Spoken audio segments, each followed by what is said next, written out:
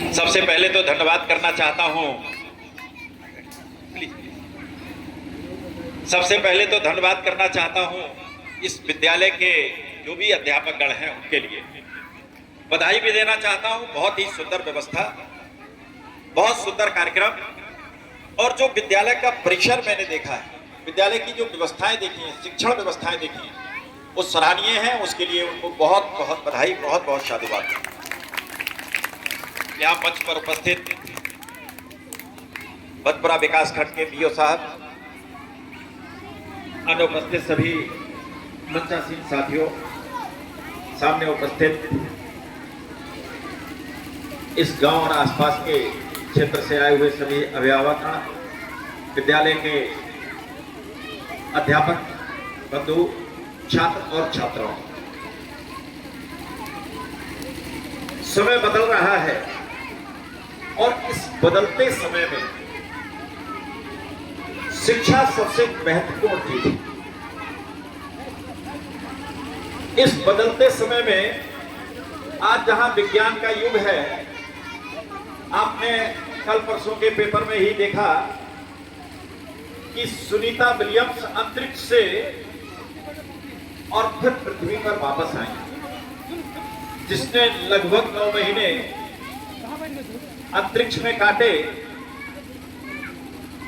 और उसके बाद में पृथ्वी पर वापस आई। यानी ये साइंस और टेक्नोलॉजी है जो आज के समय की आवश्यकता है और ये सब आती है शिक्षा से।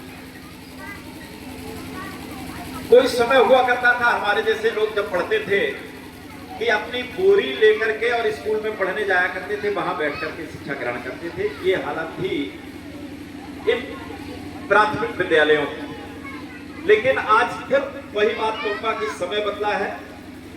आज इन प्राथमिक विद्यालयों में वो सारी व्यवस्थाएं हैं जो बहुत सारे कॉन्वेंट कॉलेजेस में, बहुत सारे प्राइवेट स्कूलों में नहीं होती। आज स्कूल की बाउंड्री भी है, शौचालय भी है, टाइलिंग भी हुई है, बच्चों के बैठने के लिए फर्नीचर भी है और शिक्षा ग्रहण करने के लिए वो आधुनिक सामग्री है जो अच्छे अच्छे प्राइवेट स्कूलों में नहीं। मैं अभी देख रहा था, स्मार्ट बोर्ड यहाँ पर है, स्मार्ट टीवी यहाँ पर है, आधुनिकतम लैब है, छोटे छोटे बच्चों को सिखाने के लिए, पढ़ाने के लिए। मैं अभी वही बात कर रहा था कि शिक्षा का मतलब केवल ये अक्षर ज्ञान, शब्द ज्ञान कराना ही नहीं है। शिक्षा का मतलब केवल लिखना और पढ़ना यहीं तक सीमित नहीं है। शिक्षा का मतलब होता है कि जीवन जीने के लिए जो जिस चीज की आवश्यकता होती है वो सारी चीज का ज्ञान इन बच्चों को देना, ये होती है शिक्षा। और इस दिशा में ये जो विद्यालय है ये बहुत बढ़िया काम कर रहे हैं। सबसे खास बात मैं कहना चाहता हूं, कई बार लोगों को अभी भी प्राथमिक विद्यालयों पर भरोसा नहीं है और इसलिए अपने बच्चों को प्राइवेट स्कूलों में भेजते हैं।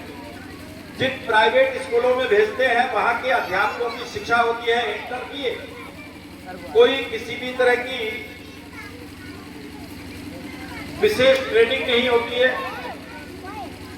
और आज जो अध्यापक इन प्राथमिक विद्यालयों में आ रहे हैं ये फिल्टर होकर के आते हैं, योग्यतम छात्र निकलते हैं वो अध्यापक बनते हैं। बीएड, बीटीसी ये करने के बाद भी टीईटी और सुपर टीईटी जैसी परीक्षाएं पास करनी पड़ती हैं, तब कहीं जाकर के ये अध्यापक बनते हैं। और मैं आजकल देख भी रहा हूं कि शिक्षण में ही रुचि नहीं लेते बल्कि बच्चों की प्रतिभा को विकसित करने के हर प्रयास करते हैं। कई बार पहले लोग सोचा करते थे कि शायद प्रतिभाएं शायद शहरों में ही होती हैं, वहीं से डॉक्टर्स, इंजीनियर्स, वैज्ञानिक, आईएएस, पीसीएस निकलते हैं। लेकिन अब ऐसा नहीं। प्रतिभा की पहली बात तो कहीं कमी नहीं। देहात में भी लोग, बच्चे उतने ही प्रतिभावान हैं जितने शहर के बच्चे। केवल उस प्रतिभा को विकसित करने की आवश्यकता है और इसे विकसित करने के लिए सरकार समुचित वातावरण दे रही है, सारी व्यवस्थाएं दे रही है। केवल एक तो विश्वास करने की आवश्यकता है और दूसरा विद्यालय के बाद बच्चे जो घर पर रहते हैं तो घर पर भी उनको वातावरण अच्छा मिले, ये देखने की आवश्यकता है। हम अभिभावकों को भी विचार करना चाहिए कि बच्चा स्कूल से आया है, थोड़ा विश्राम करे, खेले कूदे, खेलना कूदना भी बहुत आवश्यक है, लेकिन इसके बाद में उसको शिक्षण की व्यवस्था घर में भी होना चाहिए। और खास चीज है कि अपने आचरण से बच्चों को सिखाना। अगर मैं बच्चे के सामने बीड़ी फूंक फूंक कर रहा हूं, शराब पी रहा हूं, तो निश्चित रूप से बच्चे भी वही सीखने वाले हैं। तो अपने आचरण से भी बच्चों को सिखाना पढ़ाना, इसके लिए भी ध्यान देना है। मैं कल्पना करूं कि मेरा बच्चा तो डीएम बने, मेरा बच्चा तो